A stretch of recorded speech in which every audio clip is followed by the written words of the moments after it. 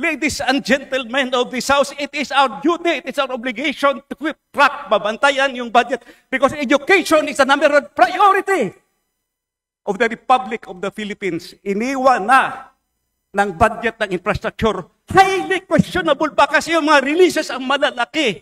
Flood control projects. Thank you, Mr. Speaker. Mine is not an interpellation. This is only a manifestation. I respect the views and opinions of my colleagues, and I salute my good friend, Congressman Irise, for taking the road of statesmanship a bit further. Mr. Speaker, the budget of the Office of the Vice President had suffered so much reductions in 2024 and in 2025. Drastic reductions. I was a member of the previous Congress, the 19th Congress, and even there were two occasions that we were even debating at the committee level to the point of heated debates, perhaps altercation, to the point of disrepresentation, and the former congressman, now Senator Dante Marcoleta. We were debating at the Appropriations Committee level because during the time they were not willing to grant the traditional parliamentary courtesy deserving a higher or co-equal office of government. Mahaba yung discussion. Hindi ko lang maintindihan kung bakit didiretso magtatanong yung mga kasama natin to a higher office, which is the office of the Vice President. We argued there. At respect for the due process, no for the budget process. How can we respect the budget process? Let me say this. My only hope is that all things will be corrected in this Congress. The budget process will be corrected in this budget and in this Congress. Why I said that? There are two parts of the annual budget that is presented to us by the executive. First part is the new general appropriations, and the second part is the automatic appropriations.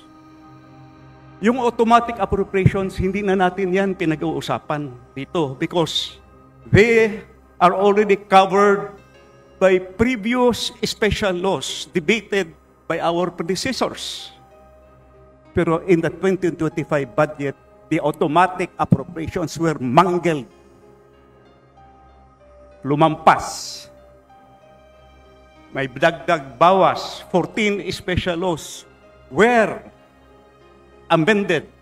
Kasama na yung PhilHealth law at saka syntax law amended. Ang daming ginalaw. 14 special laws sa automatic appropriations na hindi dapat ginagalaw yan.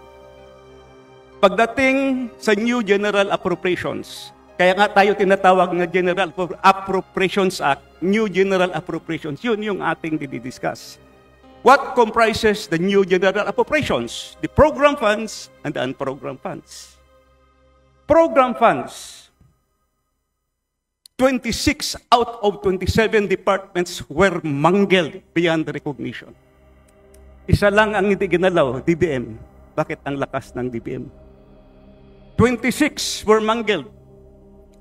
Dagdag bawas.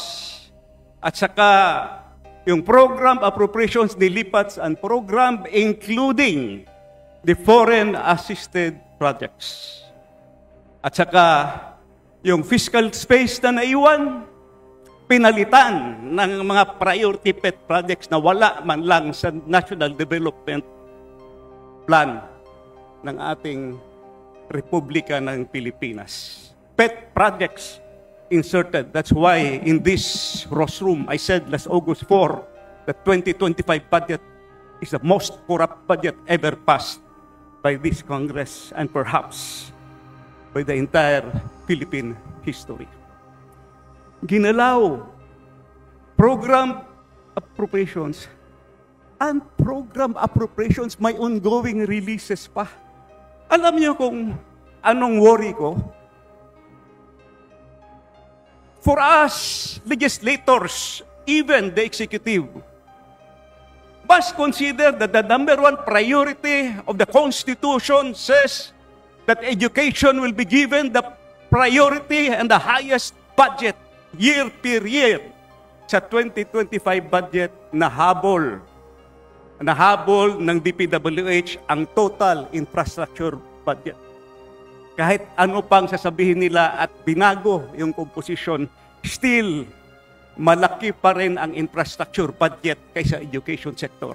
And they are still releasing from unprogrammed funds. Mas lalong lumaki yung gap between infrastructure and education.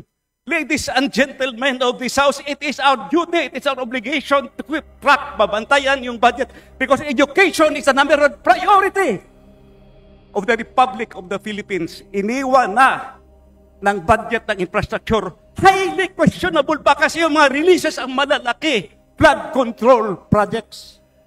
Where can we get respect from that?